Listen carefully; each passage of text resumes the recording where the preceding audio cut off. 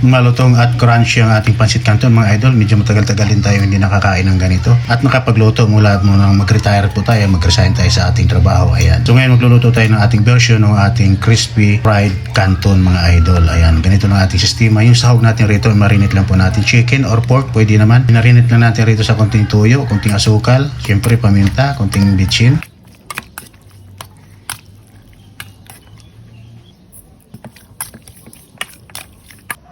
So pagka-marinate, tsaka natin iprito. So pinirito muna natin yung ating sahog, yung ating squid ball at ang ating kikiam. Pinirito muna natin para mas masarap yung ating fried canton mga idol.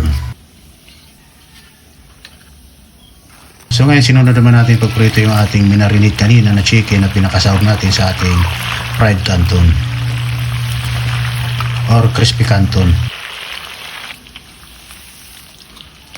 So ayan, okay na. Medyo luto na ang ating pritong manok. Nakamarinate. So ngayon, iprito naman natin yung ating pancit canton mga idol. I-crispy natin, tamang-tama lang po. Huwag lang po nating sunugin sobrahan para hindi pumayat. Siyempre, i-crispy lang natin para maging malutong ang ating crispy fried canton mga idol. Ayan, kagaya niyan. Saka natin i-strainer. Ayan, para tumulo na yung kanyang mantika. Pero hindi naman siya nag-ano ng mantika, hindi naman siya nag-absorb. So ayan, pagkatapos nyo, nag-igisa na po tayo ng ating bawang, sibuyas at siyempre yung ating squid ball at ang ating squid ball ayan na pinagsama, ginisa na po natin. Oyster sauce mga idol, siguro mga 4 na kutsara. At meron tayong pinagpakuluan ng ating chicken, buto-buto, tatawagin natin ay soup stock.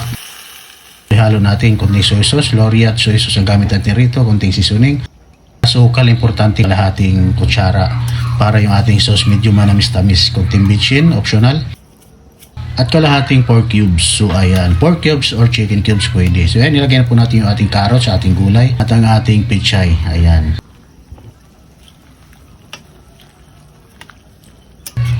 Dagdagan natin ng konting carrots, parang kulang. Medyo mas ganda kasi tingnan pag medyo mamula-pula. Ayan, konting sesame oil. Lagyan natin siyempre parang mabango. Ayan, pag medyo pagkulong-kulo na at luto na, naglagay na po tayo rito ng pampalapot cornstarch mga idol. Ito yung pinakasos ng ating crispy fried canton. Dapat medyo malapot para kumapit po siya dito sa ating noodles. Ayan, ating fried noodles, ating crispy noodles. So ayan, kagaya niyan. So ayan, tsaka natin i-toppings, ilagay natin yung ating pinakasahog sa ibabaw. Ayan.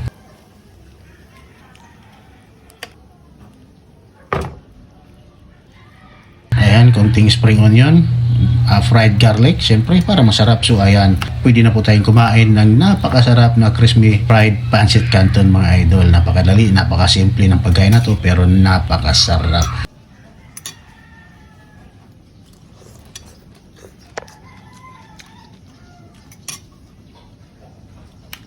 At sa mga gusto nga palang umorder ng ating bagnet bagong at ng ating sukarap, sana sa comment section po ang link ng Shopee. Salamat!